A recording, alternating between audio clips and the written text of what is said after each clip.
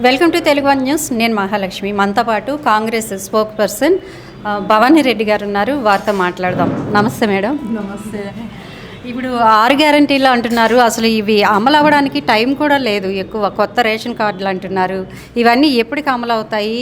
కాంగ్రెస్ ఆధ్వర్యంలో ఇవన్నీ జరుగుతాయా? బీఆర్ఎస్ ఇచ్చిన హామీలాగే ఇవి వెనక్కి వెళ్తాయా అనే డౌట్ చాలామందికి ఉంది. మీరేమంటారు? బీఆర్ఎస్ని చూసిన తర్వాత ఒక ఇంత జనాలు అట్లా అనుకుంటున్నారేమో, కానీ ఎప్పుడు కూడా కాంగ్రెస్ పార్టీ గతంలో చూసుకున్నా కూడా ఎప్పుడైనా సరే మేము చెప్పింది చేసినాము.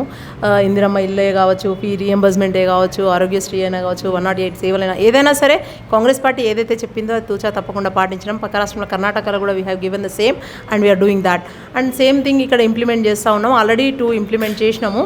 మిగతా వాటికి ఇవాళ ప్రజాపాలన పేరుతో ప్రజల వద్దకే వెళ్తూ ఉన్నాము. ఇవాళ నుంచి స్టార్ట్ అవుతుంది. సో 6వ తారీఖు వరకు కూడా అందరి దగ్గర నుంచి అప్లికేషన్స్ తీసుకుంటాం ఉన్నాం. మీరు అడిగినట్టు ఇందాక గతంలో ఉన్నాయి ఎట్లా, సో ఇప్పుడు కొత్తగా అప్లికేషన్స్ తీసుకుంటున్నాం. ఆ పాతవి ఉన్న వాళ్ళకు ఉంటూ మళ్ళీ కొత్త వాళ్ళని కూడా ఎంట్రీ తీసుకుంటా ఉన్నాము. సో మీరు అన్నట్టుగా నిజంగా కూడా 10-15 లక్షల రేషన్ కార్డులు పెండింగ్లో ఉన్నాయి. గత ప్రభుత్వ పాలన అట్లా ఉంది, అధ్వాన్న స్థితిలో. సో వాళ్ళందరికీ అదే ఉంటుంది అనుమానం. కొత్తగా ఎక్కడ కూడా వాళ్ళ గవర్నమెంట్ వచ్చిన తర్వాత ఆగమేఘాల మీద సమగ్ర సర్వే అని చెప్పి చేసిండ్రు, 200 కోట్లు ఖర్చు పెట్టిండ్రు. అట్లా ఉండేసరికి వాళ్ళందరికీ కూడా అదే ఉంటుంది. అంటే ఏమంటారు చూడు, దొంగ అంటే ఏదో తడుముకున్నాడు. సో వాళ్ళు చేసిండ్రు పచ్చకామెర్లు. వాళ్ళు అది చేయలేదని, కాంగ్రెస్ చేయదని. Let's wait and see. And then 1 month అయింది. It's too early to say that. And మేమైతే ముందుకు వెళ్తూ ఉన్నాము. యాజ్ ఐ సెడ్, రెండింటి మీద ఆల్రెడీ మేము ముందుకెళ్ళినాము. మహాలక్ష్మిలో భాగంగా ఇవాళ మిగతా వాటికి కూడా మేము తీసుకుంటా ఉన్నాము. సో చాలా ఎంకరేజింగ్గా ఉంది and we are looking forward to it. అలాగే ఇప్పుడు మీరు అన్నారు మహాలక్ష్మి పథకం గురించి, మగవారికి సపరేట్ బస్సులు అన్నారు. ఇది ఏ వరకు సక్సెస్ అవుతుంది? ప్రభుత్వంపై అదనపు భారం పడినట్టే కదా దీనికి.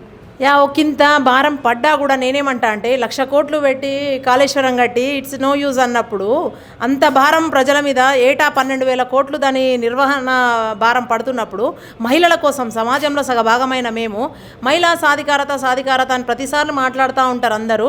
ఒక స్త్రీ ఆర్థికంగా, సామాజికంగా, రాజకీయంగా ఎదిగినాడే అది కదా. సో రవాణా పరంగా కూడా అభివృద్ధి చెందిన దేశాలలో కూడా ఎక్కడైనా సరే విద్యా వైద్యంతో పాటు రవాణా కూడా ఫ్రీ ఉంటుంది.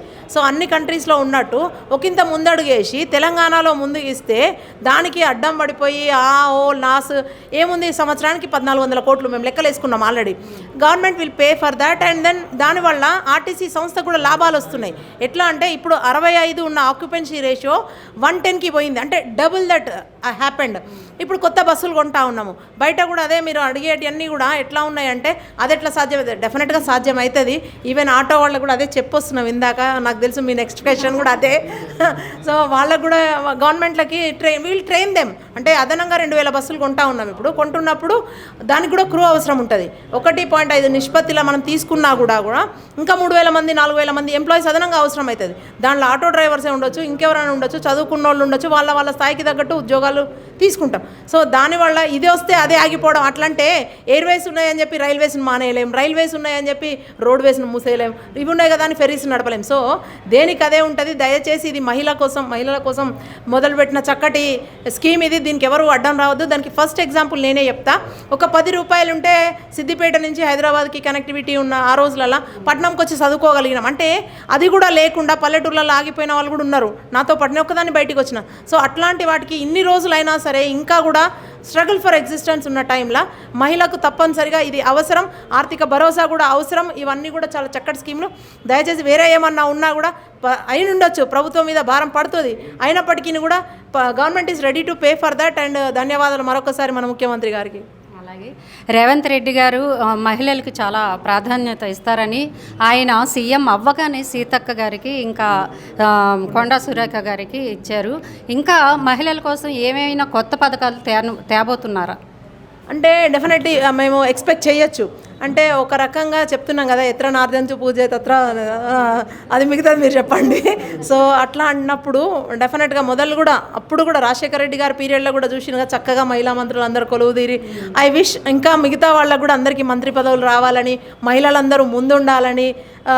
ఎలాగో మనమైతే రిజర్వేషన్ బిల్ అయితే పాస్ అయింది. రాబోయే రోజులలో ఒకంత అసెంబ్లీలో అదే ఊహించుకోవడానికి కూడా చాలా బాగా అనిపిస్తుంది. 40 మంది మహిళా ఎమ్మెల్యేలు ఉంటే it will be so beautiful and colourful.